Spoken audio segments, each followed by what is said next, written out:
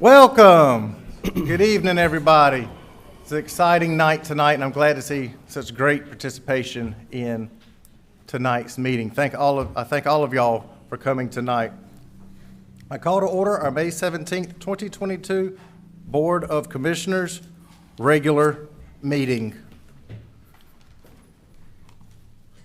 Tonight, I have asked that Charles Baker lead us in our invocation and Senator Batch lead us in our Pledge of Allegiance. Charles, do you mind coming forward? Everybody please stand.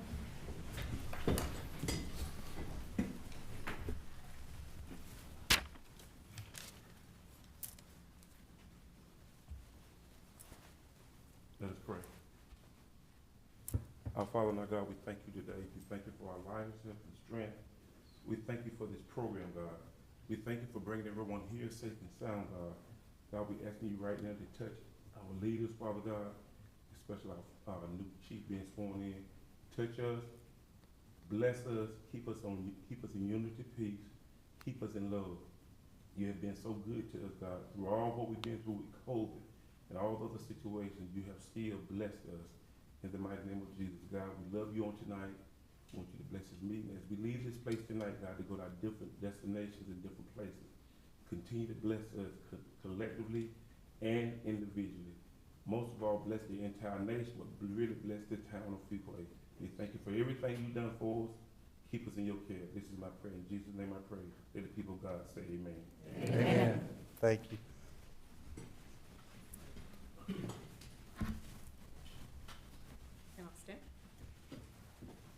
Pledge allegiance to the flag of the United States of America and to the republic for which it stands, one nation under God, indivisible, with liberty and justice for all.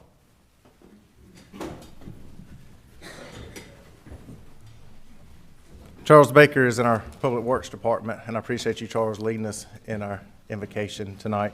And Senator Batch is our local senator that represents us here in North Carolina and is joining us tonight too. Senator Batch, I appreciate you leading us in our pledge tonight. At this time, I'll ask the town manager, Mitchell, to review the meeting protocol for public participation as it relates to this meeting. Thank you, Mayor. Good evening, board members. Tonight's meeting is both in person and virtual. Tonight's meeting contains a public comment period and no scheduled public hearings. Due to the hybrid nature of the meeting, the public will be invited to comment both in person and virtually via the Zoom virtual meeting platform. When it is the appropriate time, Mayor Massengill will first call on those wishing to address the town board that are attending in person, followed by those wishing to address the town board via the Zoom platform. All attendees that have appeared in person to address the town board during the public comment period should provide your name and address on the registration sheet at the podium prior to the public comment period beginning. All attendees that have joined the meeting virtually have joined muted. If those joining virtually wish to address the town board during the public comment period, they will need to notify the town host that they wish to speak. For the public's benefit that may be joining the meeting via the Zoom platform this evening, please press the raise hand button in the Zoom application to notify the town host that you wish to address the board. Please press *9 to raise your hand if you're joining by telephone. After an individual has raised their hand, they will enter into a queue. When the time for public comment begins, Mayor Massengill will ask the town host to recognize individuals that have notified the town host that they wish to speak by calling out their name or the last 4 digits of their telephone number. Individuals will be unmuted one at a time and invited to address the town board. We ask all those wishing to address the town board to begin their comments by clearly stating their name and address for the public record. The public is asked to keep all comments to 3 minutes so that all that wish to speak can be heard in a timely manner. And this concludes the protocol for tonight's meeting. Thank you, Mr. Manager. First item of business is the approval of the minutes from the May 2nd, 2022 regular scheduled town board meeting. I entertain a motion. Mr. Mayor, make a motion to approve the minutes of the May 2nd, 2022 meeting as presented and recommended. Second.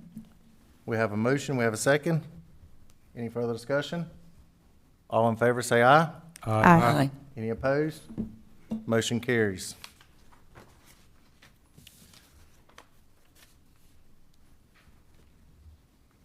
Next item on our agenda is item 4A, presentations. Oath of office, Police Chief Brandon Medina. More information about this agenda item will be presented by myself and Town Manager Mitchell. Mayor, while you're taking the podium, and Chief Medina, if you'll step up to the podium, I'll make just a few remarks, Mayor, if that's okay with you. Please. So the purpose of this agenda item is for the mayor to ceremonially administer the oath of office to Police Chief Brandon Medina. Chief Medina was hired as the Fuquay-Varina Police Chief and started in his role administratively on April 11th. Chief Medina was officially sworn into office after having received all approvals from the North Carolina Criminal Justice Training and Education and Standards Commission on April 20th. I do just want to speak a little bit to the process for Chief Medina being here this evening. This was a process that spanned over several weeks, months actually, but from the time that the application period started to the time that I offered Chief Medina the opportunity to be our next police chief here in Fuquay-Varina. I have to say that the process was a very thorough process, and it included a lot of input. It wasn't just me shuffling papers and picking who I thought might be the best fit, although I did study that quite a bit. I leaned on a lot of individuals, both in this organization and in this community, to help give guidance and input on the process. We started with an interview panel that included a number of scenarios and interview questions that were asked of the candidates for the position. I want to recognize those individuals that were a part of that panel process. In addition to myself, our HR director, Wendy Moody, Daiva Hill in our HR department, Susan Weiss, our communications director, Tracy Stevenson, our public works director, Joanne Crabtree, our finance director, Tiffany McNeil, our economic development director, Scott Clark, our information technology director, and Chief Tony Malden, our fire chief. In addition, we had two outside police chiefs give counsel to this interview panel, Chief Lori Smith from the town of Garner and Chief Jackie Boykin from the town of Zebulon assisted in the process. From there, the list of candidates was narrowed down to a smaller pool. We conducted a citizen assessment panel, which I sort of lightheartedly characterized as speed dating for the interview process. We did so right here in this room with a number of candidates, and a number of individuals from our community assisted in that process, some of which are here this evening, and I'd like to recognize Carl Trice, Scott Tart, Amy Rogers, Orlean Newton, Dr. Bryden McCormick, Nolan Perry, Cassandra Flowers, Pastor Owen Barrow, former Mayor John Byrne, and then our assistant managers Mark Matthews and Jim Seymour. And if I called your name and you were a member of that panel, if you'll just stand up real quick to be recognized, I appreciate it.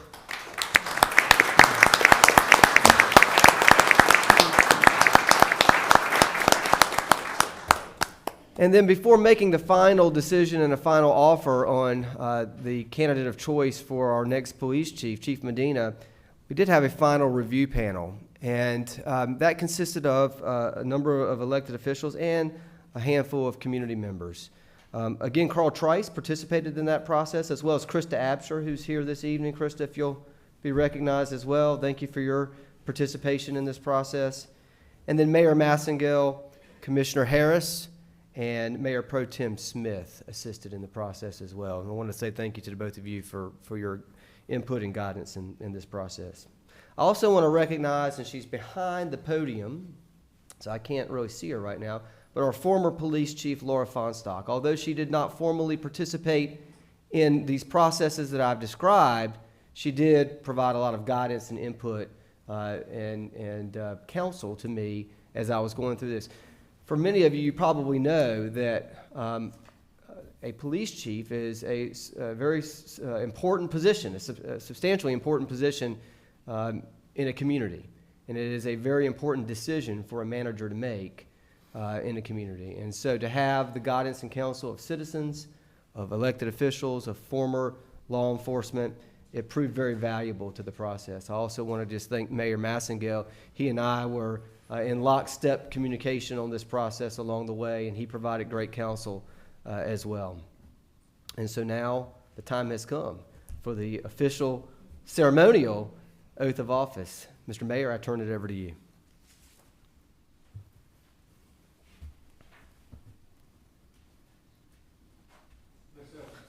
Here in the room today for you, Chief.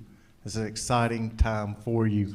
You have here in the audience, you have with you your mother, Miss Nora Spiegel, and you have your fiance, Nikki Bolden, that are here today. Thank y'all for coming to support Brandon, as you may call him tonight. Chief is what we call him here tonight. And we're glad that he is here. You have a variety of support here in this room. You have a lot of support from other agencies that are here tonight supporting you. You have the A-team, as I was told from Rocky Mountain Police Department earlier, is here in support of you. You have the Wake County Sheriff's Department, the Nash County Sheriff's Department. You have two retired police chiefs from Fuquay-Varina in this room here tonight also.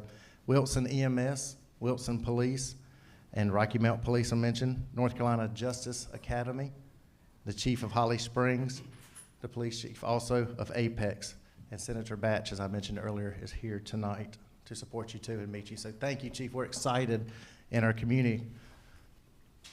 Now let's make you ceremonial official.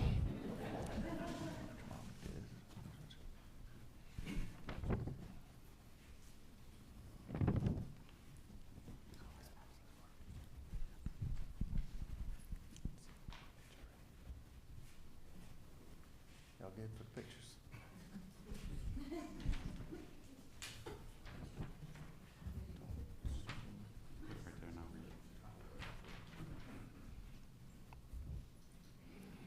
I do state your name, do solemnly swear I, Brandon Medina, do solemnly swear that I will be alert and vigilant to enforce the criminal laws of this state, that I will be alert and vigilant to enforce the criminal laws of this state, that I will not be influenced in any manner on account of personal bias or prejudice, that I will not be influenced in any matter on account of personal bias or prejudice, that I will faithfully and impartially execute the duties of my office as Chief of Police of the Fuquay-Varina Police Department according to the best of my skill, abilities, and judgment.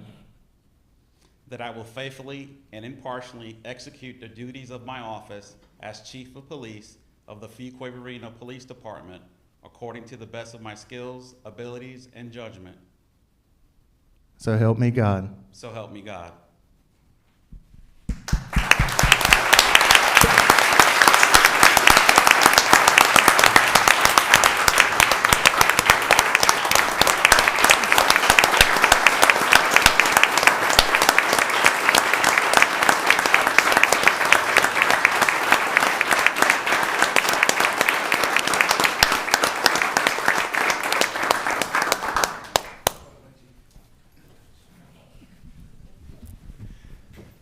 He's official, and he's the Chief of Police here at Fuquay-Varina tonight.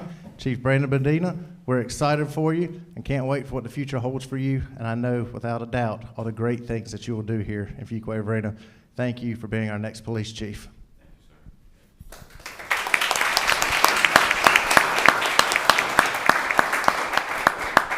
Just want to take this opportunity and thank everyone for coming here and supporting me along this 24-year journey. I have met some interesting and some important people in my life that have guided me throughout my career. I definitely appreciate the process. It was very intense. It was one of those things that you definitely want to learn from, and I learned a lot about myself during the process. But thank you for everyone. Chief Fonstock, I appreciate everything you've done, and I will ensure to take care of our staff. And for the chiefs, thank you again for coming by, and all my family and friends and loved ones, thank you.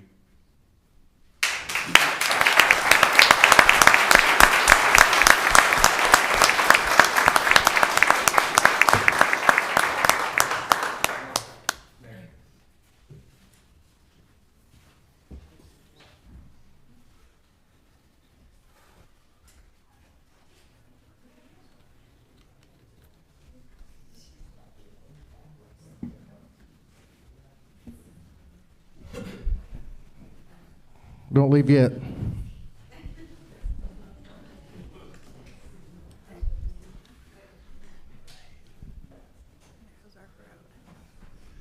So May 11th through May 17th is National Police Week.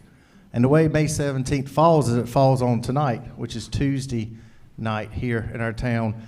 And so this date started since our last meeting, and I wanted to issue a proclamation for National Police Week. And so now that today is the last day of the week, it's perfect timing to be able to read this for everybody that's in the room and know that this proclamation I issued last week at this time. And so I'd love for Fuquay-Varina Police Department to come on up here with me, please.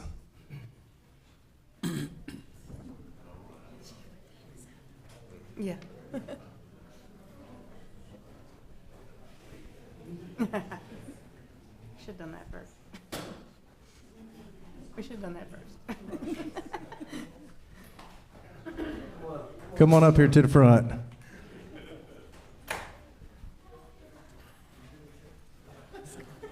Scotty, how you doing? Scott, how you doing? Mike, what's up? How you doing?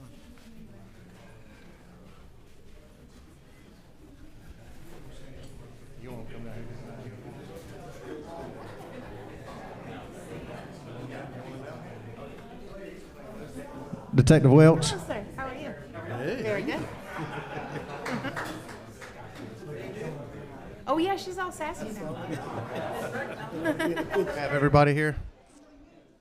Good chief.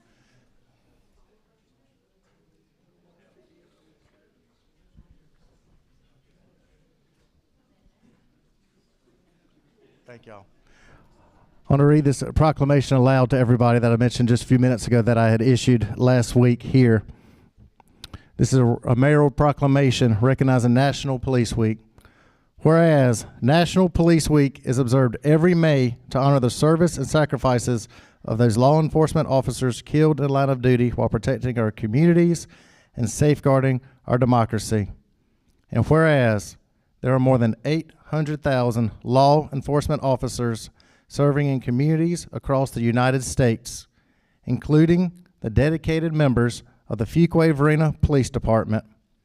And whereas since the first recorded death in 1786, more than 23,000 law enforcement officers in the United States have made the ultimate sacrifice and have been killed in the line of duty. And whereas the names of these dedicated public servants are engraved on the walls of the National Law Enforcement Officers Memorial in Washington, D.C.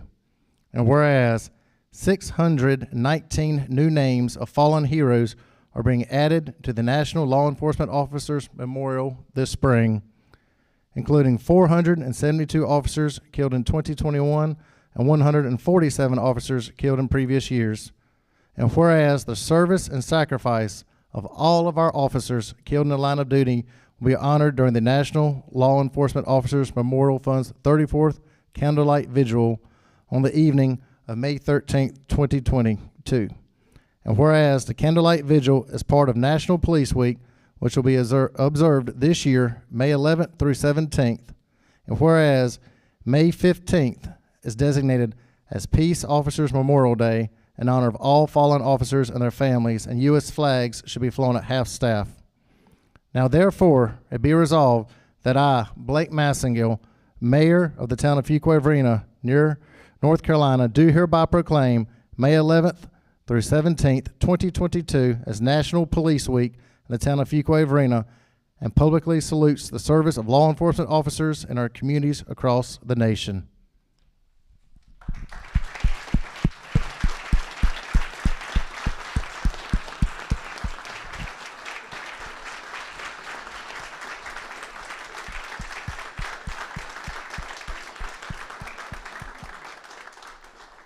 I appreciate every one of y'all for your service and dedication that y'all do in Fuquay-Varina. As you know, your hard work is shown every day, and you're seeing our community. And as you know, Fuquay-Varina supports their police department and supports you very, very much. You have a lot of support in our community. Fuquay-Varina citizens appreciate you. I appreciate you. This whole town board appreciates you. Thank you for what you do here in our community, and stay safe.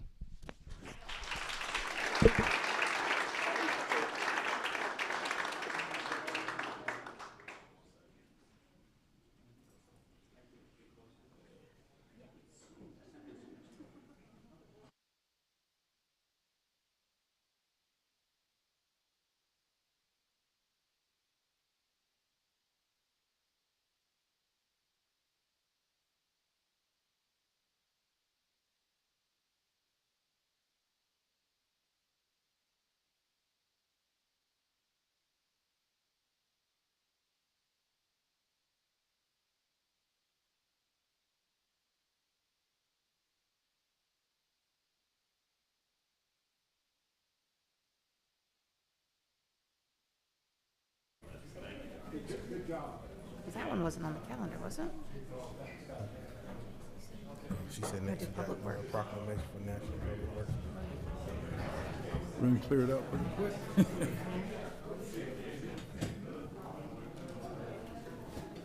Now we got another proclamation. Clear it out real quick. Mayor John W. Byrne, thank you for coming tonight, too. It's good to see you. The building's got a good name, too.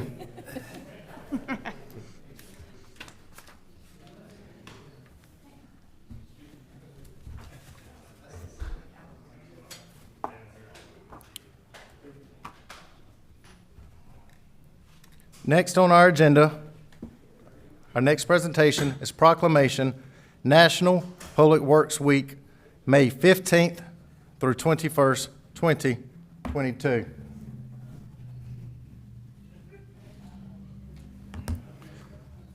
I have a mayoral proclamation here tonight that I'm going to read. I know that we have some members from our Public Works Department here today. I'd love for y'all to come forward and meet me in the front and let me issue this proclamation and read it together with y'all, okay? Please come forward.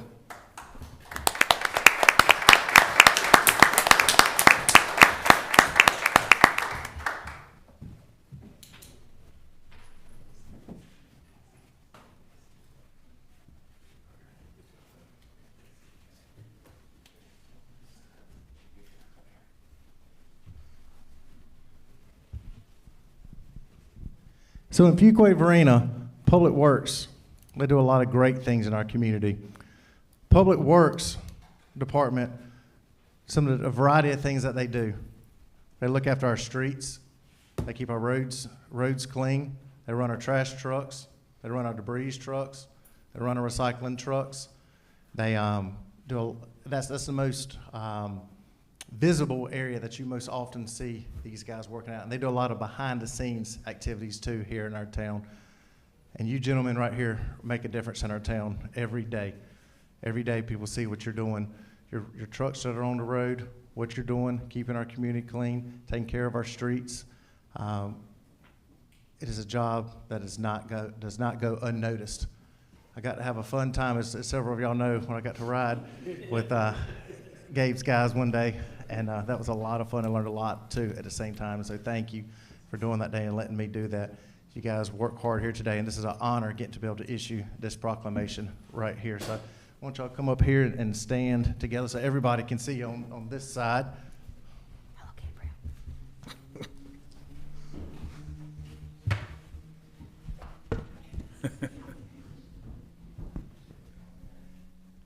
Might be on national TV tonight, on YouTube.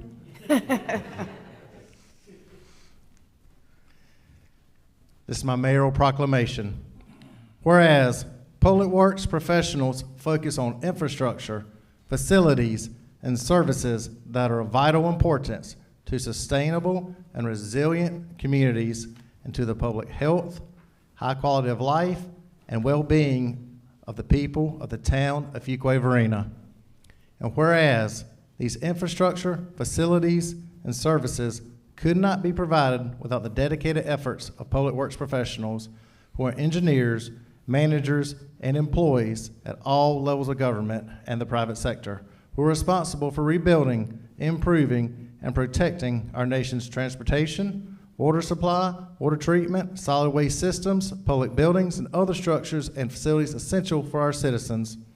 And whereas it is in the public interest for the citizens, civic leaders, and children in Fuquay-Varina to gain knowledge of and to maintain an ongoing interest and understanding of the importance of public works and public works programs in their respective communities. And whereas the year 2022 marks the 62nd annual National Public Works Week sponsored by the American Public Works Association. Now be it therefore resolved that I, Mayor Blake Massengill, do hereby designate the week of May 15th through 21, 2022 as National Public Works Week. And I urge all citizens to join with representatives of the American Public Works Association and government agencies in activities, events, and ceremonies designed to pay tribute to our public works professionals, engineers, managers, and employees, and to recognize the substantial contributions they make to protecting our national health, safety, and quality of life. And witness whereof, I have hereunto set my hand and caused the great seal of the town of Fuquay-Varina to be affixed this 17th day of May 2022. Thank you, gentlemen.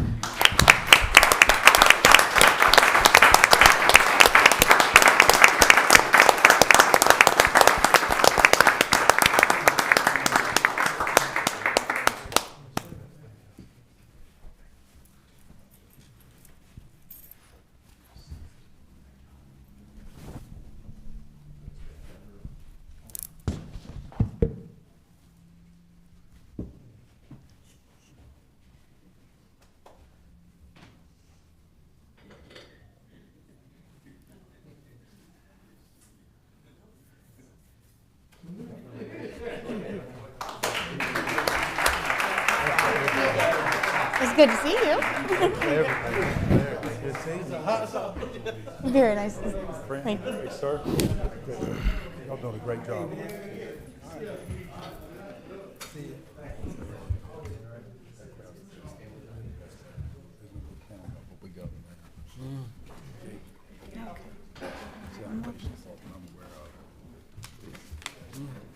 Yeah.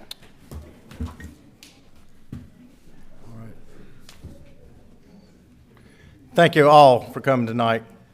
Our next item on our agenda is a presentation, compensation and classification report. More information about this agenda item will be presented by Human Resources Director Moody and Matt Reese, Piedmont Triad Regional Council Management Services.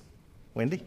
Hi, good evening, everyone. Town Board, Town Manager, thank you for giving us this opportunity to speak tonight about our project this year, and we're excited about what we're bringing forth tonight. It is imperative for Fuquay-Varina to be competitive when hiring talent and retaining talent for the organization. The town last performed a full pay study in 2017, and in recent years it had become more challenging to hire the best talent for the town because of the competitive regional environment with respect to compensation, and mostly due to the pandemic of recent, of course. To address this issue, the town contracted with Piedmont Triad Regional Council Management Services in October of 2021 to perform a market analysis on the town's behalf for sworn law enforcement officers for sworn law enforcement positions for which recommendations were implemented in February of this year. In December of 2021, the town kicked off the same study for the balance of its full-time employees. Every full-time employee, along with management, worked together to complete position description questionnaires, which allowed employees to participate in the process and ensure their responsibilities and duties were captured correctly for the consultant to evaluate. PTRC then met virtually with employees from each position classification. To continue that process, employees were asked clarifying questions. While this was taking place, PTRC also gathered salary data from the market competitors. And just so you know, our directors and management were involved in that process as well. The employees filled out, and then it was reviewed, and anything that needed to be added was added separately. The employees' information was not changed. So we wanted to make sure all their voices were heard. Findings demonstrated that on average, the town was 12% above minimum salary compared to the market average of 24% above minimum. In order to avoid this situation in future years, the town will no longer utilize the hiring rate in its recruitment efforts. This will position the town to better compete with neighboring communities in the marketplace. We are very proud of the work our employees do each and every day, and we believe the recommendation presented tonight will send a clear message that value them and that we are very grateful for their efforts. So at this time, I'm going to have Matt Reese from PTRC Management Services come up to present the full findings of the report to the board, as well as provide a full implementation recommendation. Thank you. Appreciate that. Mayor, Commissioners, thank you all for your time to come and present to you this evening. I will tell you up front, as a matter of disclosure, that this presentation is not going to be anywhere near as interesting and engaging as the previous two. So you can see what I can do to a room already. Right? So anyway, here we are with compensation talk. The first thing, as Wendy's pointed out to you, is that this is a study of Fuquay-Varina, the organization, right? It's a study of work in your organization. And it's really important to focus in on that. Probably the highest and best thing that has come from this study is the participation that you've received from your employees, that they have completed this questionnaire. Those questionnaires have been reviewed by the supervisor. That provides that ongoing record. They really did the hard work in this study to pull it together and say, gosh, this is what I do. This is the description of that. This is the record of how that work goes. What you have for you tonight is really in 3 steps. If we'll go to our next slide, that what we find is that when we looked at things to begin with, Fuquay was about 95% of our entry level on the market. And then on average, and we'll talk some more about this in depth, that Fuquay-Varina was 12% above minimum compared to a 24% metric overall. So in summary, if we look at this implementation recommendation that we have that's just a little over 1.5, that will move Fuquay-Varina at the entry level to 104% of the market. We're going to make some further adjustments in where classifications are assigned and make some overall corrections to the pay plan that you'll see as we move on. All of that work, that 1.5 implementation cost, moving to the 104, making those adjustments, it's going to move Fuquay-Varina to a 21% metric on that score that you'll see. So I want to just touch on with this next slide is the challenging conditions of the labor market, right? As you can see, since 2006, we've had this spread between where available workforce was and where jobs were, right? That we've had a nice comfortable spread there. We got a little inverted in 18-19, but it didn't last that long. Now you see the incredible spread that we've had during the pandemic and now the inversion that has occurred post-pandemic. So we've got 0.8 available workers for every job. So that is the definition of the labor market. This is for the data that you see there in the orange, or the green, the north central prosperity zone of North Carolina is how it is reported.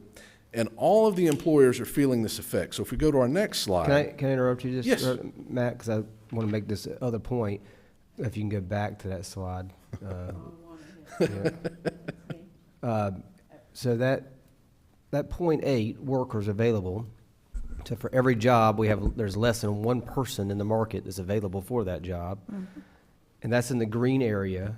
But Matt, I also believe, as we were talking, if you zero or drill that down to just Wake County, you're probably closer to 0.4, 0.5. That would be my guess. That data is no longer available to us on this data set, but in years past, when I could go down to a smaller data set or a more concentrated data set, your urban areas are typically more competitive than that. So actually, my guess is this is, with all of the rural area that's being thrown into it and those available workers that are there, really does show a little less of a concentration. Yes, sir. I have just a question. When it comes to salaries, obviously these are averages.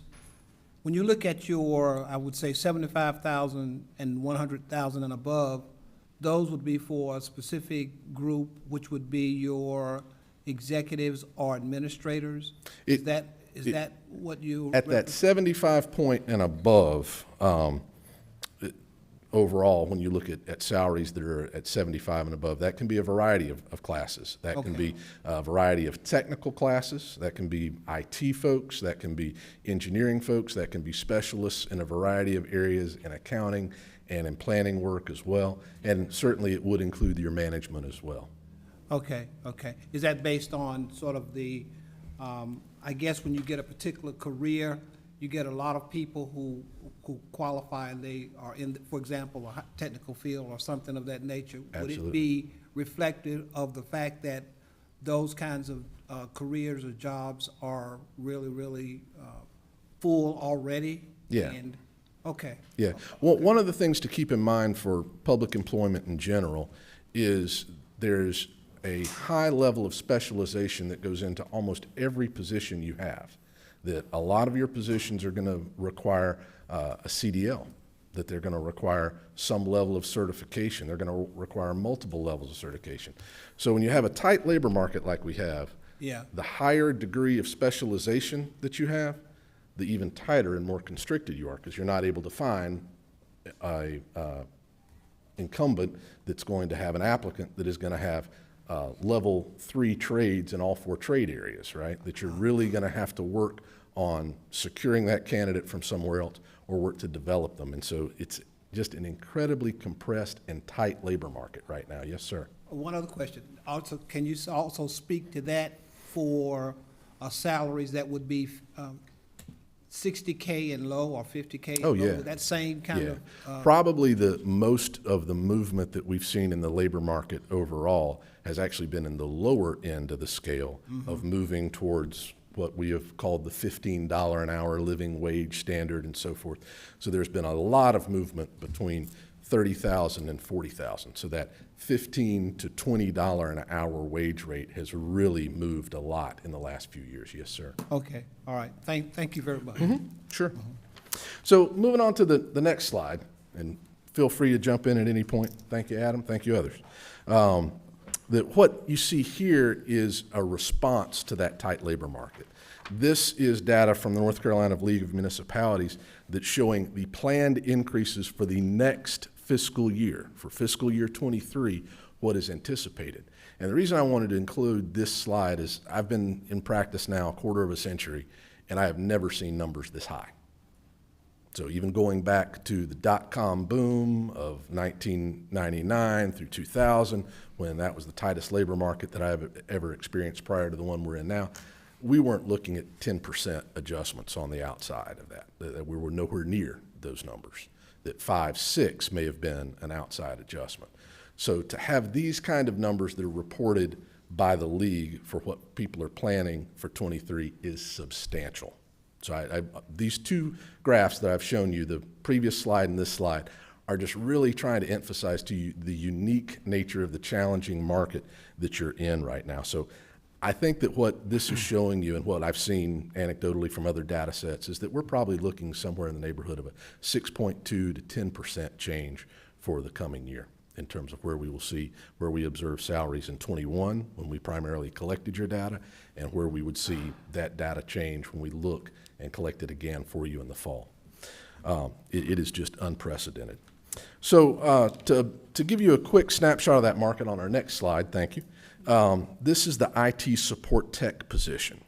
And what this shows is how we primarily look at the data, right? We look at all of your competitors that you see there from Zebulon down through Chapel Hill. And the primary comparison, we want to use the most conservative analysis that we can, which is to look at entry level. So that's the blue stack that you see. And we're really looking at where does that compare to the average, right? And we pull all that together. And so that's what that vertical line is to give you sort of a quick snapshot of where average intersects with all of those other data points. Then where an adjustment is needed, you see the orange stack. That's the proposed that's there. Then out beyond that orange stack is your actual average. So that's what the average is for an actual salary of those incumbents. Now, that's not the primary point of comparison we're using. We're using that entry level. We want to make sure that you're at the minimums. That's 104 score that we talked about, right? Moving from that 95 to that 104 that we want to do on average. And we do that by moving this class from grade 17 to grade 18.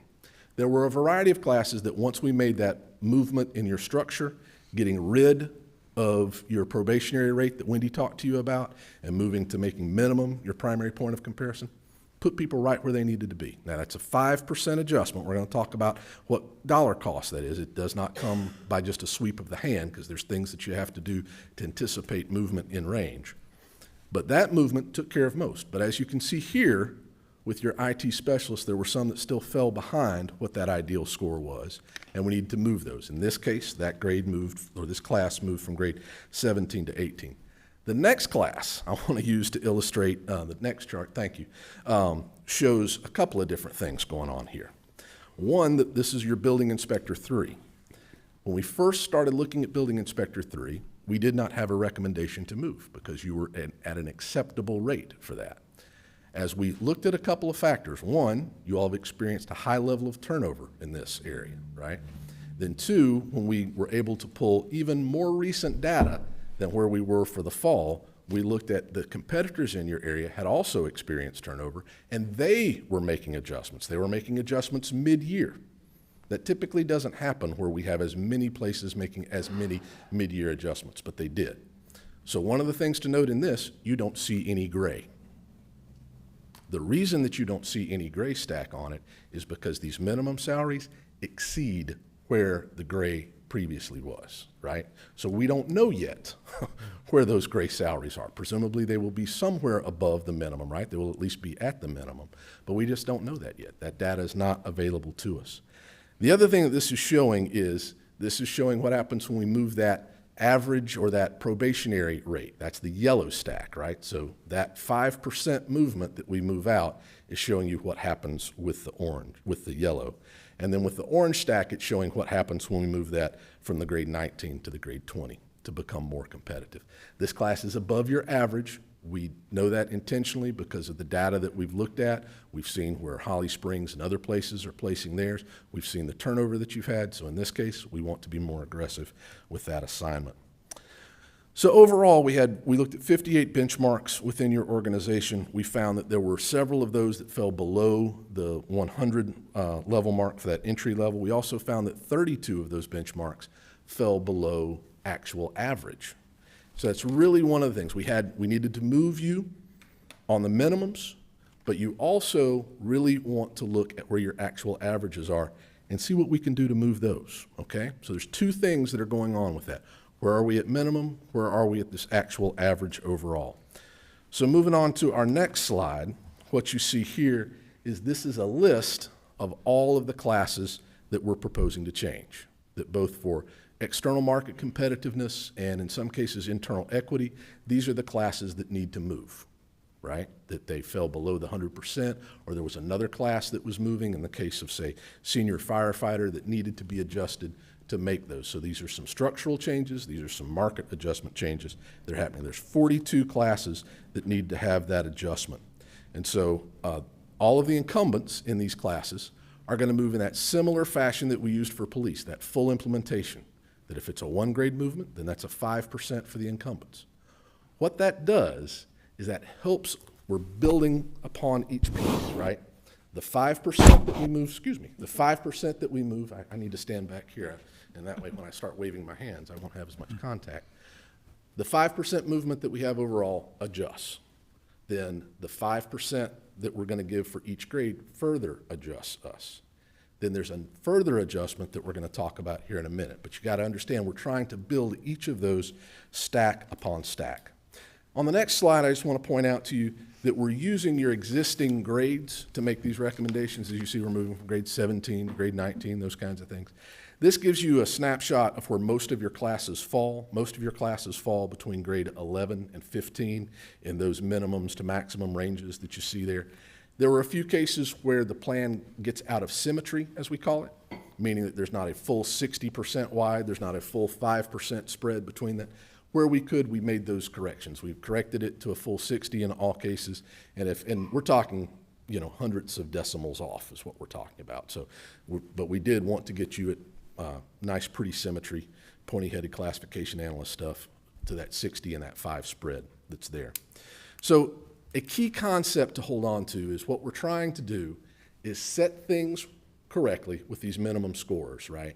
But then we also want to distribute your employees through the pay plan as we can, right? Distribute them through the range. Because if they're all clumped up, that's called compression.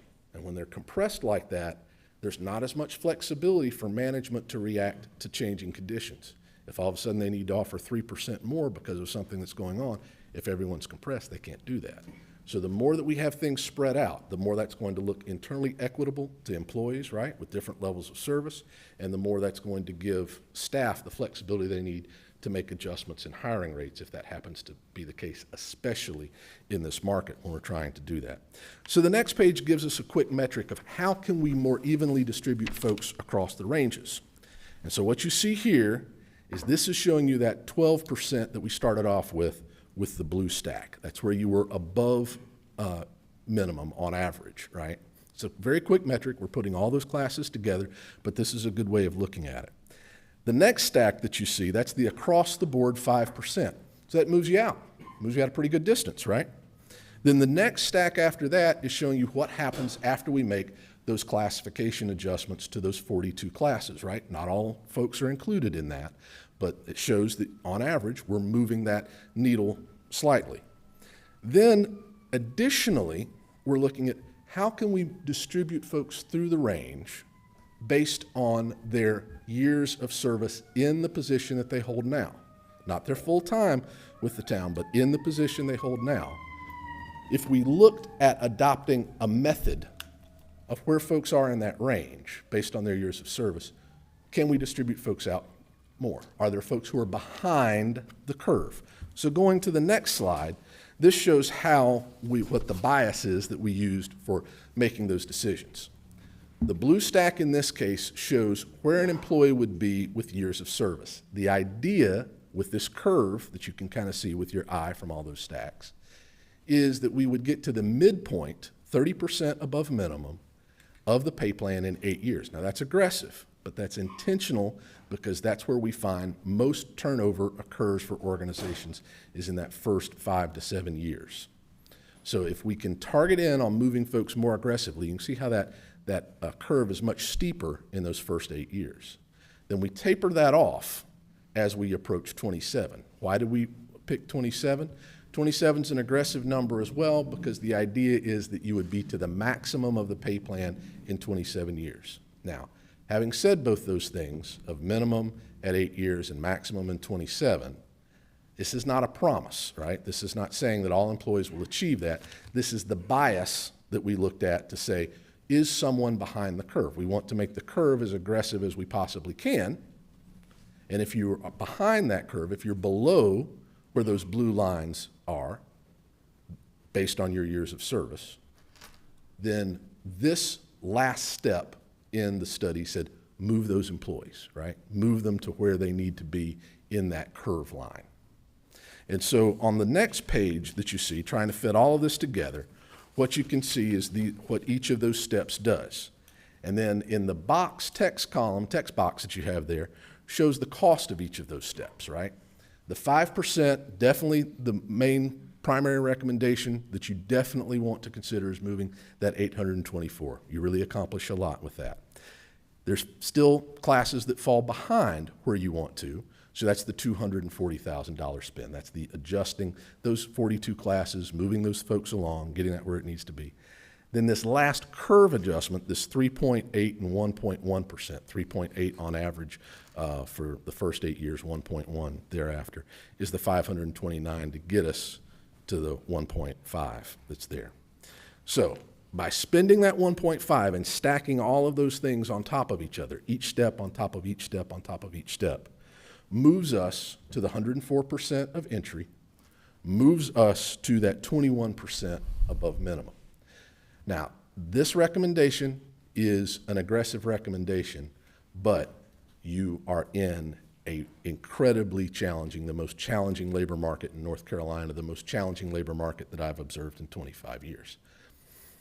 The fact is that you probably could say, is there something more that we want to do? Do we want to tweak that a little further? There probably is room to do that, but I wanted to give that primary recommendation to you now to consider of what we have, right? And showing you how all those pieces fit together. The last piece that I need to tell you is that all of these numbers, this 1.5 that you see here, is based on your incumbency that we observed as of April 5th. By the time we get to implementation, that incumbency will change, right? That someone will decide to move on to another position, you will fill other positions and so forth. There will be salary changes that occur during that time. So that number is probably going to change some. We are prepared to get updates from the town and give you refreshed numbers as we get to that. I don't believe that those numbers will exceed what has already been put in your budget. We've tried to be conservative with that number to give you a nice soft landing for that. But those are the things that you need to be aware of as we move forward. You need to understand how all of those concepts fit together and then where we are with our cost estimate for that. Now, what questions can I answer for you? Okay, I didn't want to interrupt you right then. Okay. No, I'm good. Can tell if you're taking a breath or if you're ready for questions then at that point. First off, Matt, thank you for coming here tonight and helping us and working with Director Moody right here for this information tonight. I mean, a few comments I'm going to make about it is I think that more often our compensation report, which is what you mentioned at the very end of your comments, needs to be updated more often to stay competitive out there in our environment. with our employees here in Fuquay-Varina. I was making notes on comments I wanted to talk about. We have a very competitive marketplace, just as you mentioned. It's not just public competing against other towns, it's also private. Private is also hiring away public workers, and public sector is also hiring away private workers. It's going back and forth as hard as it can on those employees, because if you're qualified to do one sector, you're qualified to do the other, other sector too at the same time. You mentioned on the numbers of 0.8 earlier, talked about jobs available versus employees Available. versus employers, so to speak. Less than Compare it one that way. person, yeah. And so you have more jobs than workers. You can look at it as 25% more jobs out there than there are workers to fill. That's exactly You right. could say 20% less workers. It's depending on which, but the point is over 20% is simply can't be filled right there, and that's what we're competing against on there. You mentioned that we are going to 21% of average right there, but you mentioned 24% was the average, so that means you're Exactly not necessarily recommended to going to the full even average of that, and so we're in a competitive marketplace. We're going to continue to struggle to have new employees, and Fuquay-Varina, I think this whole board would agree, we don't expect just below average workers by any means. We want very highly skilled, good employees here in our town, and I think that the public wants that, and we've shown that, and we've supported our employees in that. And so you mentioned 21% is proposed, 24% is what I would ask just maybe a question go to management there. Do you have money in your budget if we do the full 24% he talked about from his study, or what kind of implication would that be if we went ahead and did a full 24% instead of 21%, and therefore we want the best employees? Can we pay for that? Is it in the budget? I appreciate that question, that comment. And just, if you look at the screen in front of you, I'm going to give you an answer, but I want to just point out. So this 1.5, almost 1.6 million, that is just salary. And so if you're going to make that adjustment, you've also got to make adjustments to benefits and the things that come along with it. So the 1.6 really is closer to, really is 2.1, almost 2.2 when you make those adjustments. Now, the good news is we have that covered in the budget, proposed budget, and we do have additional funds that if the board did wish to go to, say, the 24%, which is the average of the marketplace, we could do that with the funds that we have in the proposed FY23 budget. So that's a policy decision of the board. I do agree with your comment that I don't think we want below average employees, current or recruited. And so I would certainly agree with that logic, Mr. Mayor, and advocate for that. And we could cover that cost, and we can go into a little bit what that looks like from instead of the 3.85 and the 1.1, what would that look like? You would make that adjustment, as I understand it from Matt, you would make that adjustment on that sort of last tier of trying to get on a curve. What I like about, if you were to want to make that adjustment, is what Matt's telling you right now. If you'll go back a slide, Wendy, is this model right here gets employees on average to the midpoint by year 8. But what he said is, in the marketplace, turnover is most likely to happen between years 5 and 7. And so making an adjustment to these figures, thereby getting us to the 24%, Mayor, that you spoke of, it would get employees to that midpoint sooner than year 8, perhaps around year 6, I think, Matt. And so that gets us into that sweet spot of between 5 and 7 years that would help us with that early turnover that organizations, not unique to us, that organizations in this marketplace experience. The short answer to your question is, I do believe we could get to the 24%, which would be market average, if you go forward a slide, Wendy. And I do believe that thereby helping us with potential turnover early in the process, we have those funds in the proposed budget to be able to make that So it move. wouldn't affect the board. Everybody concurs, and I ask everybody's opinions in just a minute on that. If they did concur with that, though, it would not change your course of path with your budget and It where would you have all not. that. We, at the time of development of the budget, not having final recommendations from Matt, we put a little extra in there to make sure we could at least cover his recommendation, and it just turns out that we can cover his recommendation as well as any adjustments that the board might wish to, well, any reasonable adjustments that the board might wish to make. Also just wanted to remind you that our neighboring communities are implementing pay studies as well. So that's why the information is based on their old salaries. And so we could become further behind by not making that additional adjustment. And that's what we talked earlier about doing this more often too. How long has it been That's right. since the last time was done? 2017, but we are utilizing their services next year, and we will be looking at all salaries each year. My recommendation in next year's budget, as well as likely and shown in the 5-year plan, is for the town to program funds to assess market, take a temperature check of the market for all of our positions annually. We can no longer do this every 3 to 5 year waiting game. It doesn't work. It maybe worked 10 years ago, but it doesn't work in the current day market. It would definitely be a shorter process because the employees wouldn't have to fill out those questionnaires every year. We'll just look at the market to see where salaries have changed. Commissioner Garner, do you have any questions or Well, comments? just refresh my memory. We've already done something with the police, so what did we do compared to these recommendations? So with the police, we, and Matt, keep me out of the ditch here, but with the police, we made a percentage, a percentage adjustment. So if you see that top line there under cost summary, we made a percentage adjustment that was comparable to the marketplace for law enforcement. And we also made some changes to position class, not every position, but some positions for sworn officers required a class change. You stayed well within the white line, sir.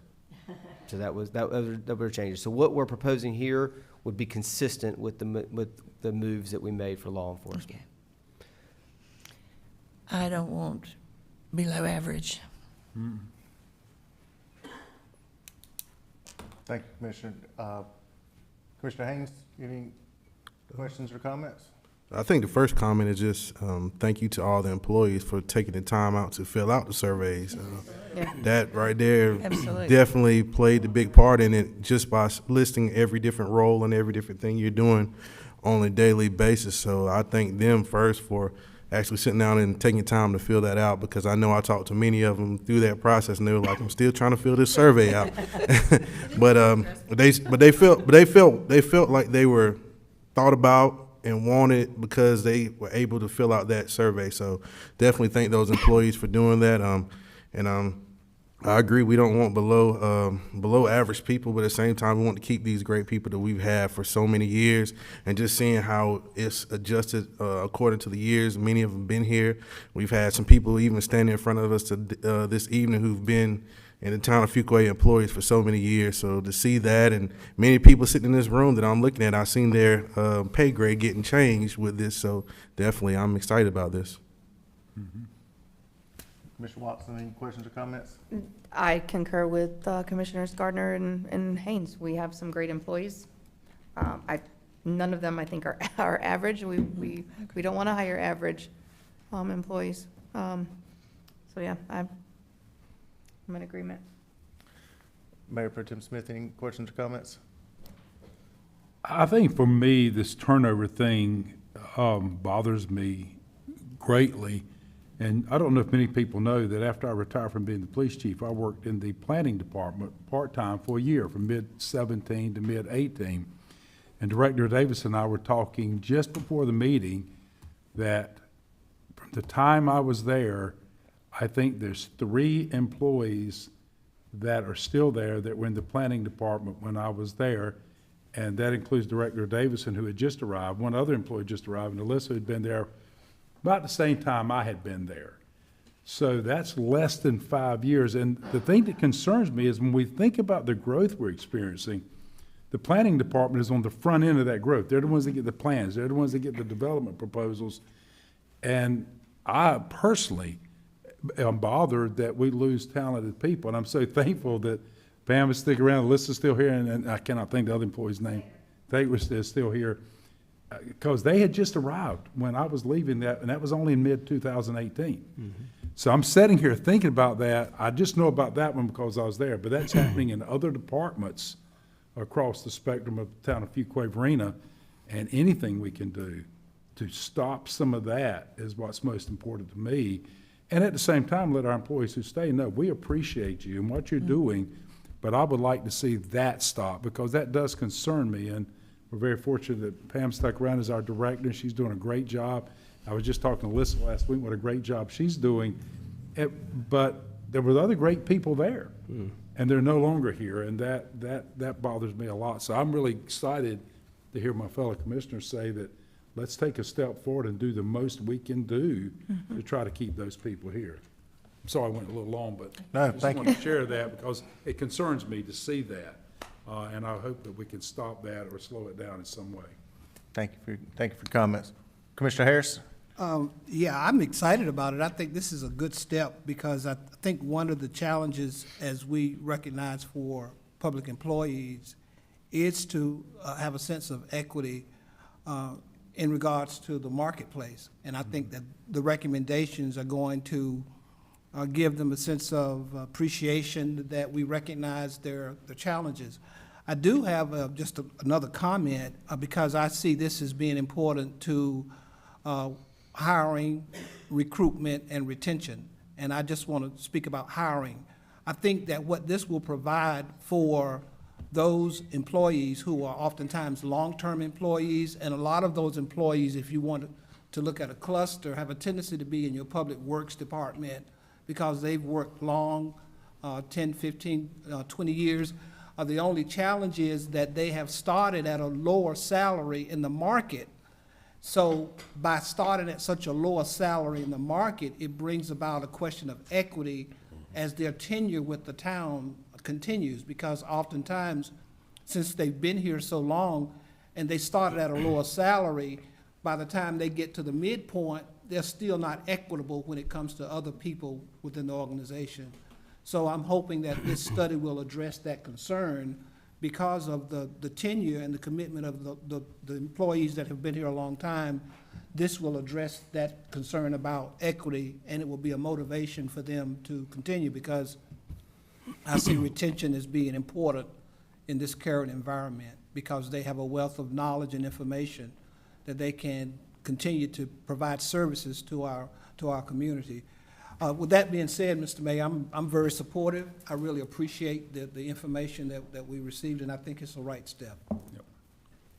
That's good. Well, Mr. Reed, hold on one second. Mr. Reed, thank you for your comments on there. Manager, I think the big takeaway from this, and we'll make a motion in a minute and do that, but I think the big takeaway from this and what our employees need to know, and I hope that those that are here in the room tonight and those that are watching and those that will share back with their employees, and same with you across staff, is that we want good employees. We want to compensate good employees and look after our good employees here. And also, if you have friends that are looking for jobs at other places, we have openings here. We will have openings here. Absolutely. We'd love to, HR and management would love to interview them and talk to them about those jobs right there. And so thank you for your dedication. Thank you for your hard work. Wendy, the employees appreciate what you've done right here, undertaking this study and working on that. And as Commissioner Haynes mentioned, thank you, employees, for taking the survey to start with, because we could have gotten information without their input and without Mr. Reese's input. I know it was a lot of stress for them. It's not something they're used to doing, but we do appreciate their efforts, and we do want them to feel heard and appreciated.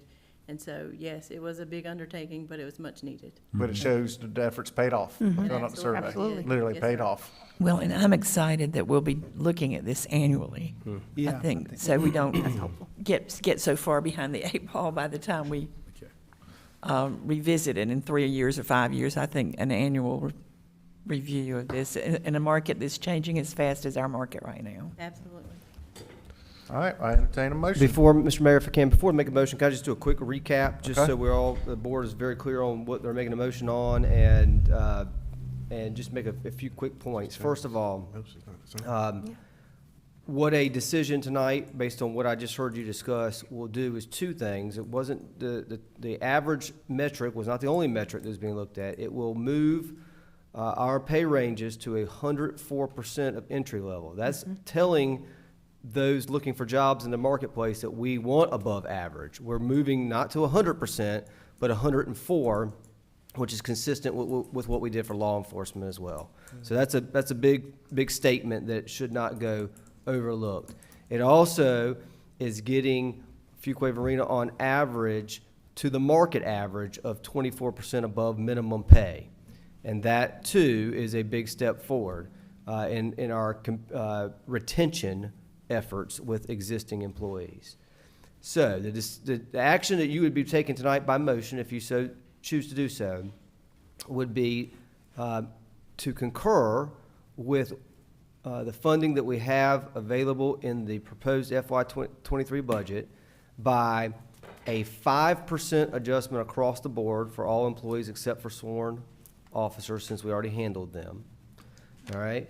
In addition to that 5% across the board, we will be making adjustments to 42 position descriptions, position classes that are on the screen within our organization. If you see it go one step, for example, 11 to 12, the positions within that class would benefit from a 5% increase. For each step, it's a 5% increase.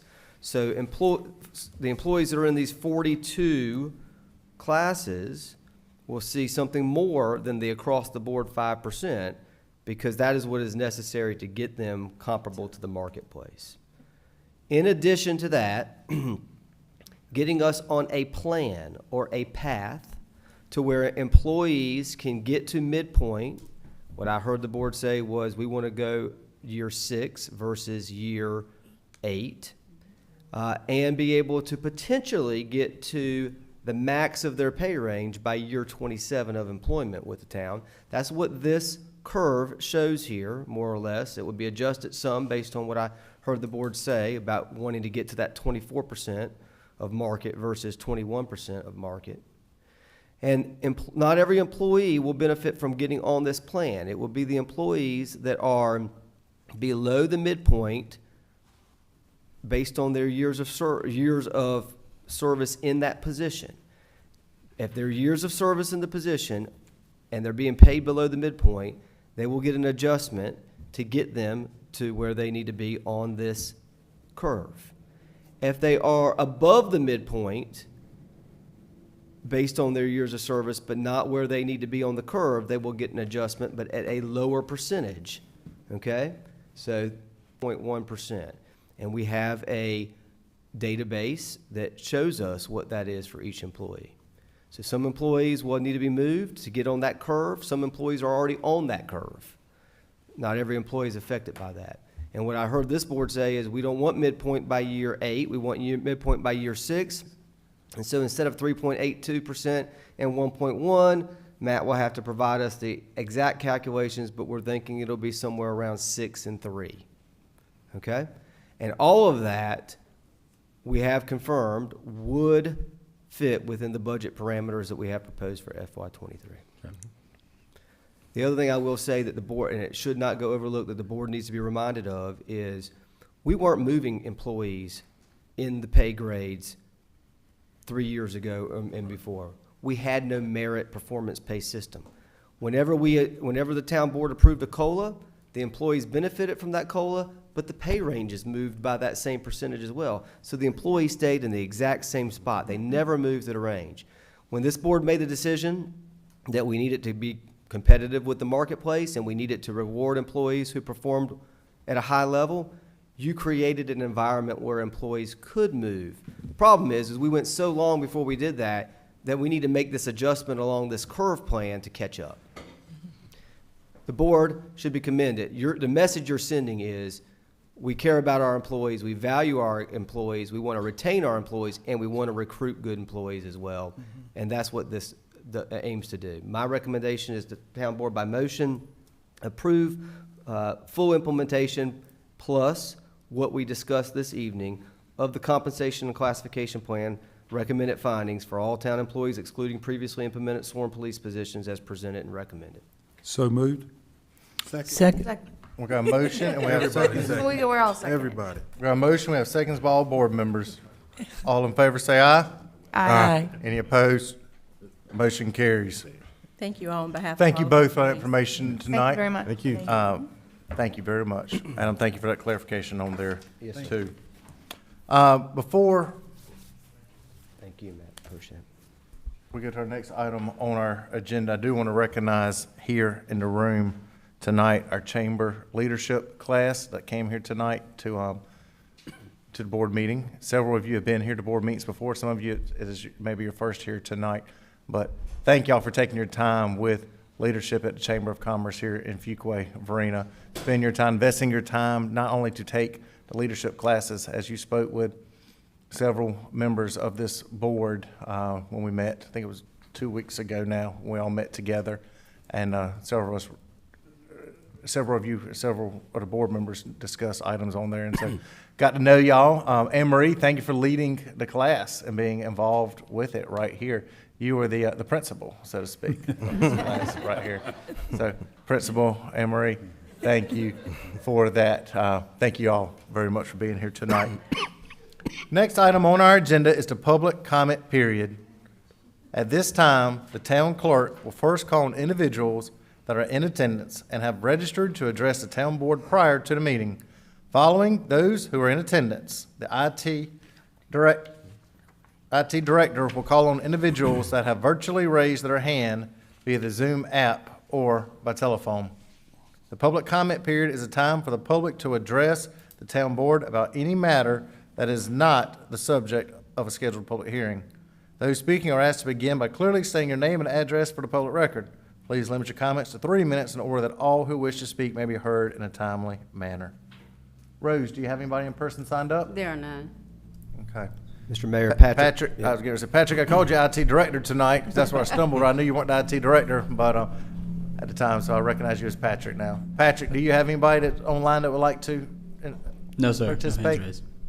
Thank you. Okay. We have no items that have been tabled from previous meetings on our agenda. And there are no public hearings tonight scheduled for tonight's meeting. The next item on our agenda is going to be the consent agenda. What is the board's pleasure on the items on the consent agenda? Mr. Mayor, I make a motion that we approve the consent agenda items 8A, 8B, 8C, 8D, 8E, 8F, 8G, and 8H as recommended and presented. We have a motion. Do we have a second? I'll second. We have a motion and second. All in favor say aye. Aye. Aye. Any opposed? Motion carries. Thank you. No items removed from our consent agenda. The next item on our agenda would be administrative reports. However, there are no administrative reports for this evening. Next item will be other business, manager's report. And I just want to say that while you may be spoiled with no administrative reports this evening, June 6th will be quite the opposite with public hearings and administrative reports. So enjoy this evening. A few things just to update the board on, Mr. Mayor. Again, we will have our budget public hearing on June 6th, and our budget is live after our last board meeting for the public to inspect and give feedback and comment on. Did want to just say we had and I think, all of you were there. We had a fantastic ribbon cutting at Hilltop, Newmore Town Park and Preserve yesterday for the clubhouse renovations, and with the garden club on the dedication of a tree in honor of Mayor Byrne, the mayor's tree, former Mayor Byrne. And so this facility I'm very excited about. It's going to be just based on the buzz that we're already hearing about interest in it. It's going to be widely used, I do believe, here in our park. Also recognizing Leadership Fuquay. They were here, spent some time with town staff and with elected officials about a week ago, was that maybe, or 2 weeks ago? Time flies when you're not feeling well, but want to recognize them and thank them. Hopefully we were able to provide some good information to them and give them some insight on how local government operates and runs and how they can be involved and participate in local government in the future. Also, just want to share with the board, since we were on the subject of the park a moment ago, our Parks and Parks and Recreation Director did provide me a bit of a synopsis that I just want to share with the board on the progress for public input on the Hilltop Newmore Town Park and Preserve Master Plan. In the past week, our department, in partnership with CLH Design, finalized the plan to collect community input for use in the development of the Hilltop Newmore Town Park and Preserve Master Plan. This collection of community data is the primary driver for shaping a park master plan, and every attempt will be made to ensure that a representative sample of the community's wishes are reflected in the final recommended product. The community will have two ways to participate in providing input for the master plan. The first opportunity will be a series of public input meetings where the attendees will have the chance to pose questions, get a better understanding of the park planning process, and state their visions for what amenities will be included in future renovations. CLH Design was on site May 12th at the Follow Me to Fuquay-Varina concert, conducting the first of our 4 outreach events. That night, attendees were able to review several vision boards that contained 33 potential amenities for the park. Participants were given 1 yellow sticker and 4 blue stickers to place on amenities they most would like to see included in the master plan. The yellow sticker was placed on what feature they most wanted, and the blue stickers were used for other features they would like to see.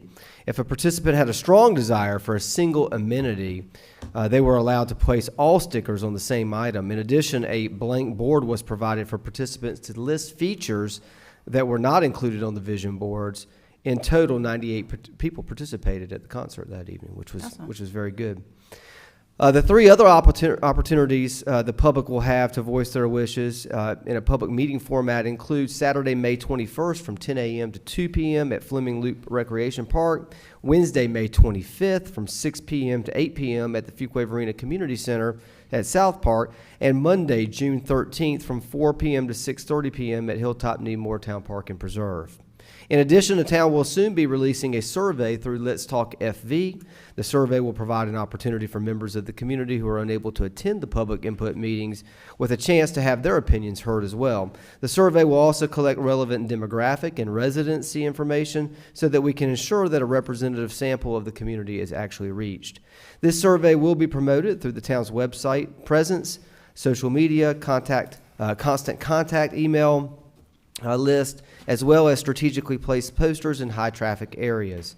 Once live, the survey will be available for 30 days, and we anticipate that the survey will be active before the next public input meeting on May 25th. Following the completion of the public input process and community survey, CLH Design and the Parks and Recreation and Cultural Resources Department will begin analyzing the data and prioritizing projects for inclusion in the draft master plan. A draft of this plan will be available. It's expected in early fall for consideration. So I wanted to provide that update, and we're getting the ball rolling there. Additionally, the mayor and I, since the last town board meeting, we had a good meeting with Congresswoman Ross.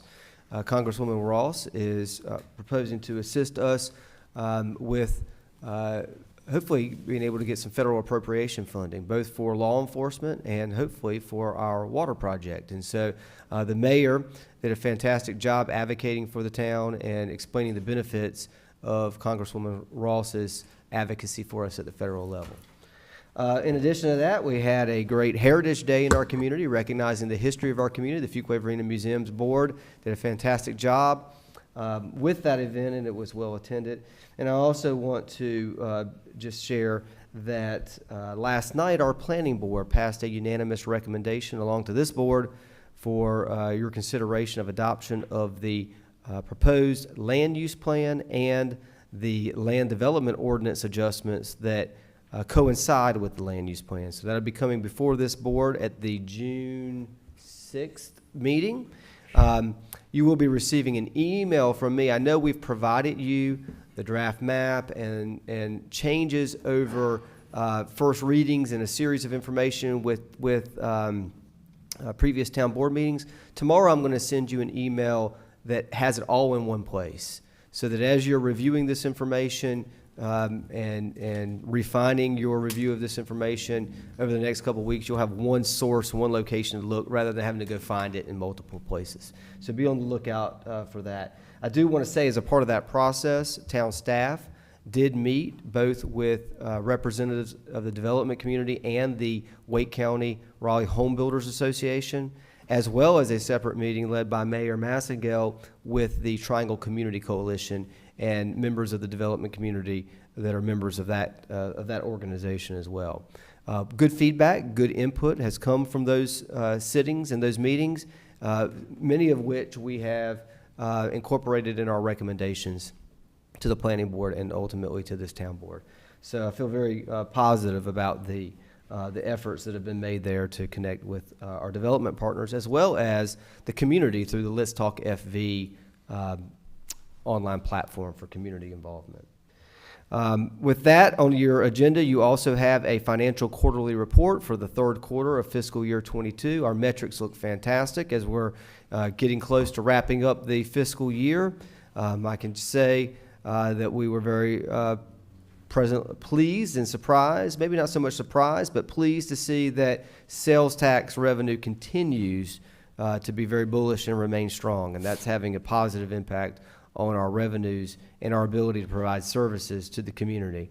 Our finance department, Joanne Crabtree, our finance director, Katie Lum, our budget and strategy analysts are doing a fantastic job keeping up with these metrics, and I encourage you, if you haven't had the chance already, to read the financial quarterly report. It's impressive. Hilltop, Newmore Town Park and Preserve master plan, those 3 meetings that I mentioned are included on your agenda for your review. Coffee with a Cop at Meridian at Broad Street Market Apartments will be Tuesday, June 7th from 9 to 10:30 a.m. And there is a first reading included in your agenda materials for an LDO Amendment 20. This amendment will also be on the June 6th agenda, also passed out of the planning board last night, and it is specific to the National Flood Insurance Program. So you'll have the land use plan proposal, you'll have the LDO Amendment 19, which it correlates to the land use plan, and then you'll have LDO Amendment number 20, which is specific to the National Flood Insurance Program. And with that, Mr. Mayor, I have no further comments. I'm happy to answer any questions that the town board may have. There's any questions at this time? Anybody? Thank you, Manager Mitchell. Thank you. Commissioner Gardner, any thoughts or comments for tonight? Well, it's been a busy month, just since the last meeting. I think on my calendar were things that I was able to attend, about 8, and I was out of state for a week. So I couldn't even do it all. So you all, the rest of you probably had more than that. We've already mentioned some of them, but we did have we had a coffee with a cop that was at the chamber. That was one of the first things. And then National Day of Prayer, very meaningful service. The mayor represented us well, and it was that event is often, it's usually held in front of the police department, and it's usually beating sun. But it was the nicest day. It was a beautiful day and a very meaningful, a meaningful program carried out by volunteers from our community. And we had a chamber business after hours at Center and Stevenson and Johnson Law Firm on Cinco de Mayo, and that was really fun. And then the On Plain Air event, that annual event carried out by Fuquay-Varina downtown, went off without a hitch. We had some iffy weather, but it kind of managed, so we got everything in. There are 14 really amazing paintings. You can view them on the website. One of the Arts Center employees was one of the participants and had a very interesting piece. It was just all in all a very nice event, and had after the artists brought their paintings in, there was a reception for the artist and for new friends of Fuquay-Varina downtown, and that was a nice event too. Then the chorale performed that first week in May also, and I'm astounded every time I hear them. they just do such a beautiful job. And this time, they brought in some children that just almost stole the show. We had some really talented young people performing with the chorale, and I am just grateful every day that we have the Fuquay-Varina Cultural Arts Facility, because we are reaching the community. There's many more people that can come in and enjoy these presentations, but I love that we are reaching our young people. That was something that I think we had not been able to do very well before. And they're getting some exposure to the arts in this community, and I'm really grateful for that. And our town manager mentioned Heritage Day at the museums. There were 2 programs. The museums were open all day that day, or from 10 to 4. And then there was a program at 11 and another at 2. And the first program was to receive from the county the school bell that had for nearly 100 years been part of our school system here in Fuquay-Varina, and it got removed at some point in time, and somebody found it just in some rubbish, some debris at the middle school, and with some, the museum people and the county and the town conferring, has now been gifted to the museum, and there will be an appropriate time later for everybody to come to something to dedicate that school bell that was so much a part of our history in our schools. And at that event, we had our 2 high schools featured, and our 2 current high schools, because as Shirley Simmons continued to say, we again have 2 high schools in Fuquay-Varina, and now it is Fuquay-Varina High School and Willow Spring High School, and each of their bands performed and the principal spoke, and it was a really nice way to recognize them. And then the other program recognized the leadership that the museum board had over the years, and particularly recognized Max Ashworth with a marker on the museum grounds, the museum park grounds, Ashworth Park grounds. So it's been a busy month, but it's a great day to be in Fuquay-Varina. Sun's always shining. That's exactly right, Commissioner Gardner. Couldn't have said it better myself. Thank you, Commissioner Gardner. Commissioner Harris. Okay, thank you. I'm sorry I was so long, Bill. All right. I, too, attended the National Day of Prayer. That's always a very uplifting ceremony, and I appreciate all the participation. I thought it was just a highlight for that week for me. Apologize for missing the first meeting of the month, but I just wasn't feeling well. But it's good to be here tonight.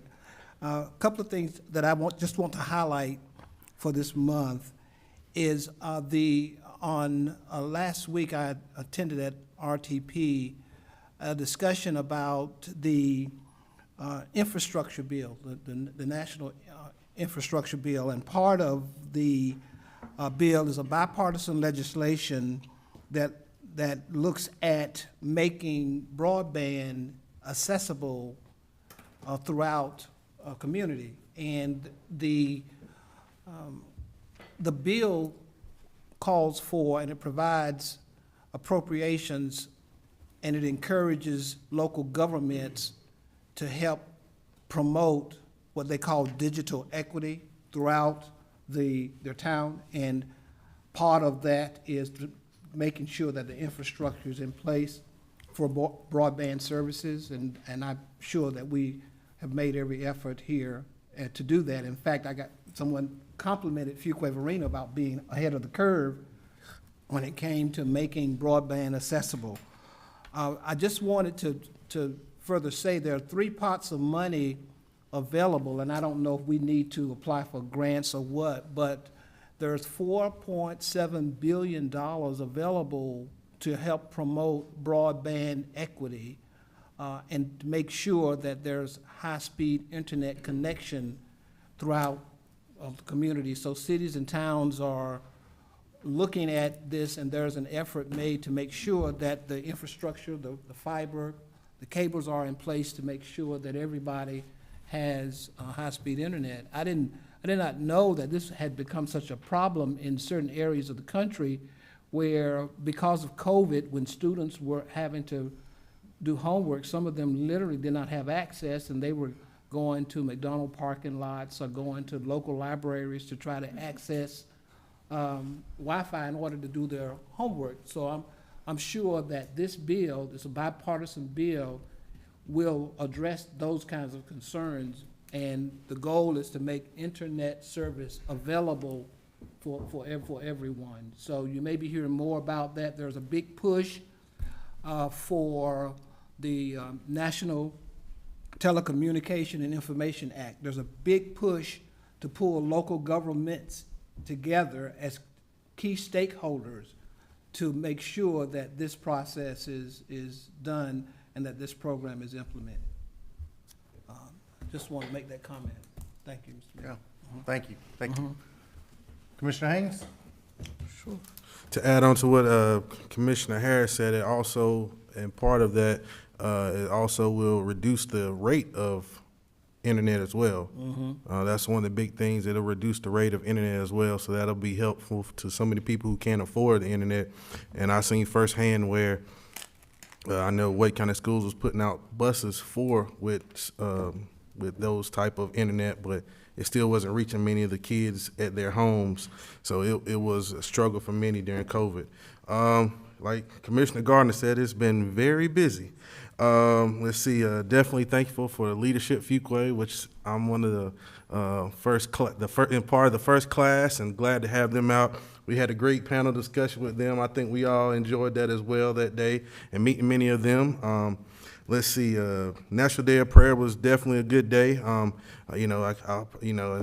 Definitely thankful for all the people who put it together, and just continue to pray that, we'll continue to showcase our diversity in religions throughout the next few years of all the different religions that we have in Fuquay-Varina, because we continue to add different religious groups in our town. So I pray that we can continue to add those different religious groups to our National Day of Prayer to show that we're a town that welcomes all religions in the town of Fuquay-Varina. Manager said, we had a great time yesterday at the ribbon cutting for the clubhouse. It was very beautiful. People are already calling and asking me how much is the rate for an hour and everything else. So I believe it's going to be booked out every weekend almost. We had a great follow me to Fuquay, even in the rain. We had a great one with Liquid Pleasure. I got to teach the mayor how to do the electric slide, but we're going to get them together. Commissioner Haynes is quite talented when it comes to it. We were both out there doing it, and he had much more grace in his slide than I had in my slide. But we were both out there having fun, weren't we, man? But yeah, and just seeing the mayor getting out there with the people, they love seeing that. So I seen him in a lot of pictures today, this week as well. I also had a time last week. It was put on by Leverage, North Carolina. It was focused on the thing was talking about now is the time to scale deep with small businesses. So I had the time to sit in that webinar last week, which was very interesting.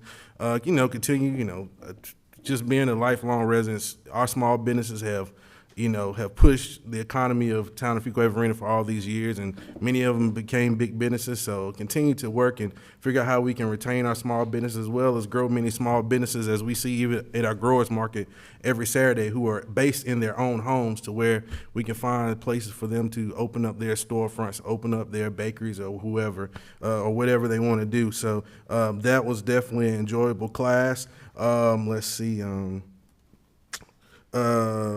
Heritage Day was great. Just seeing the different schools. We heard from both of our principals, our high school principals, which is very good. They spoke very well. And then actually having both bands from both of the high schools. I'm a band person. I was in the Fuquay band. So seeing both bands there performing for that Heritage Day, where they were recognizing our heritage in our Fuquay-Varina schools, was definitely very enriching, and learning so many, having all the different officials from school board and different people there, and as well as I made it back right before the rain started to the dedication for Mr. Max Ashworth, the late Max Ashworth, who many of us know, who played a very integral part in the town of Fuquay-Varina. So it's been a busy time. It's been very busy, and I think it's going to get even busier into the summertime. But we're excited about it, and we're glad, we're glad to be a part on this ride. I love it. That's right, buddy. Love it. You've been busy too. Thank you, Commissioner Haynes. Oh, and I look forward to cooking barbecue this week for the town employees next week as well too. That's right, that's right. Next week. That's right. It's gonna be good. Commissioner Watson? Yes, sir. We've already welcomed Chief Medina, but tonight we officially welcomed you to Fuquay. So welcome to our wonderful town, and we hope you enjoy it here as much as we do. Also welcome to the leadership class, which I am also an alumni of. And that class was part of why I'm sitting up here today. So I look forward to seeing more of our leadership alumni up here with Commissioner Haynes and I. Let's see, Coffee with a Cop, we had that at the Chamber of Commerce this month. We've already got June's on our calendar, so we're looking forward to that. I love attending those, and especially love seeing all the little ones come out and even the big ones, and play with cop cars and get our little sticker badges. So I'd like to see you guys all out there on June 7th. I attended the reopening of Kimmy's Carpets. They expanded in their space, and they had a big party, I think a couple weeks ago. I was out of town two times this month, so I missed a couple of these events. So I'm glad that my other commissioners were able to attend. I missed the prayer, but I was able to attend Kimmy's Carpets. Like I said, they've doubled their space, so they've taken over the lighting store that was right there. So they have a very impressive space down there now.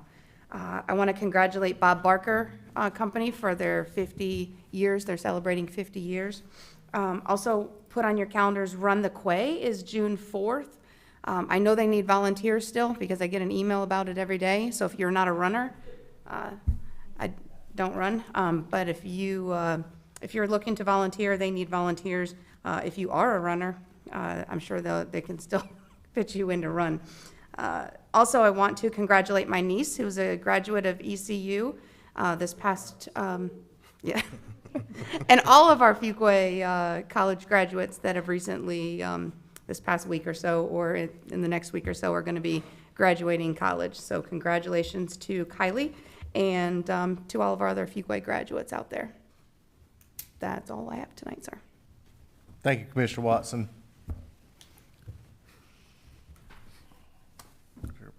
Mayor Pro Tem Smith. Well, the nice thing about going last is not much more I can add to that. I do want to say, I thought I'd skip somebody accidentally. I'm double checking my list. I do want to say congratulations to our leadership group. That's always a great group. I had a good time meeting with y'all the other day. It was a lot of fun. Also, just before I close, I don't have anything else to say except to our police chief, congratulations. Cannot wait to see what you do with our department. Big shoes ahead. I mean, I think for the last few years, our goal is to leave it in better hands than you found it, and I expect that you're going to do that. I was just bragging on you yesterday. I was meeting with a former police chief in the western part of the state, and I was bragging on where we've been with Fuquay-Varina's police department and talked to him about you. He knew of you, and where we're headed. And so congratulations and welcome aboard. And I think that's all I've got. I think everybody else has covered just about everything we can cover, so I don't have anything else to say. That's all. Thank you, sir, for comments. A couple things I want to follow up on and mention. Commissioner Harris, we recognized you at the last meeting, spoke about you, the first vice president now, and so we talked about that, and it's exciting for you right there. And so next year, as things progress toward that. So congratulations again. I know that was discussed by both Brian and Tracy at the last meeting that were there, and so congratulations. Thank you, Mr. Mayor. I'd like to make one comment, though. Go ahead. A lot of that effort started here in Fuquay-Varina with Commissioner Gardner encouraging and advocating for me, as well as the town manager and staff. Susan helped me with the video, and Scott helped out. So, and the former mayor advocated for me too, so it wasn't anything that was done without support from here in Fuquay. And so, I always want to recognize that. It was not anything that could have happened without the support. And so I want to say thank you. Congratulations. Manager also mentioned Congresswoman Ross. We're supposed to have an in-person meeting with her, and we had to move that to virtual due to some areas that she'd been in that were, for the reasons that everybody has to go virtual nowadays. Trying to think of the right way I'm supposed to say this. Circumstantial reasons you can imagine, we'll put it that way. So we did a virtual meeting, and so we accomplished a lot in that meeting, and she is supporting, as Adam mentioned earlier, some money that's coming toward Fuquay-Varina right now and updating some of our infrastructure, and also with our police department helped out with some money there, and so some of our water projects that are coming up. And so that was very good relationship with her, and this is the last time as redistricting happened that she will be our congresswoman. We will have a new congressman or woman. We'll know who those two competing people will be after tonight, but this fall. And so we'll build a relationship with them and get a lot done there at the same time for Fuquay-Varina. Y'all talked about Heritage Day, and Fuquay-Varina Museum's board put on, and so I brought my children to the Heritage Day, and of course they played on the playground during the speaker parts, as we saw, but then they enjoyed going around to the clubhouse, and or what they called the clubhouse, which was the schoolhouse, and so in the back, and some of the more formal places. But one of them had a doll set inside, and my little girl loved to see. She thought it was entertaining that what dolls were played with 50 years ago, and some of that in our history, and that's good for them to learn history. I think so many kids nowadays don't know the history of their towns or their communities, and so I always enjoy museums, and they enjoy that. But 4 and 6 is a little long for some museums in Raleigh, so our museums here are perfect. And Jake even got locked in the jail cell at the old municipal building and thought that was the funniest thing out there. And then, of course, his little sister wanted to be locked away too, and I told him we'd come back tomorrow, and they didn't think that was very funny. But it was very good. No, in all seriousness, Heritage Day was a great job, great event that was put on right there. Bathing suits will be coming up soon. Splash Pad will be opening, won't it, Manager? What's that? Bathing suits, splash pad. Imagine the kids, everybody will be excited about that pretty soon. Yeah. When is the official opening day of Splash Pad? Okay. I know my kids and several other people will be. Friday is 95-degree weather. So Splash Pad, I don't imagine the fire chief wants to break out the fire hose out there. So we get a Splash Pad here soon. But it'll be bathing suit weather soon. So anyway, thank you everybody for your participation tonight. Thank you, Chamber Leadership Class, for coming here tonight. We have staff members that are part of leadership right now. We have board members of the Chamber. We have business owners. We have local employees and local businesses here in town that are involved in it. So thank y'all for participating here tonight. I do know we have a closed session. Manager, you want to make comments or? Yes, sir. A make a closed motion? session is being recommended this evening pursuant to North Carolina General Statute 143, 318, 11A3, attorney-client privilege. We'll entertain a motion. So moved. We have a motion. Do we have a second? Second. All in favor, say aye. Aye. Any opposed? Motion carries. We'll take a 5-minute recess and get rolling. Nolan, don't leave.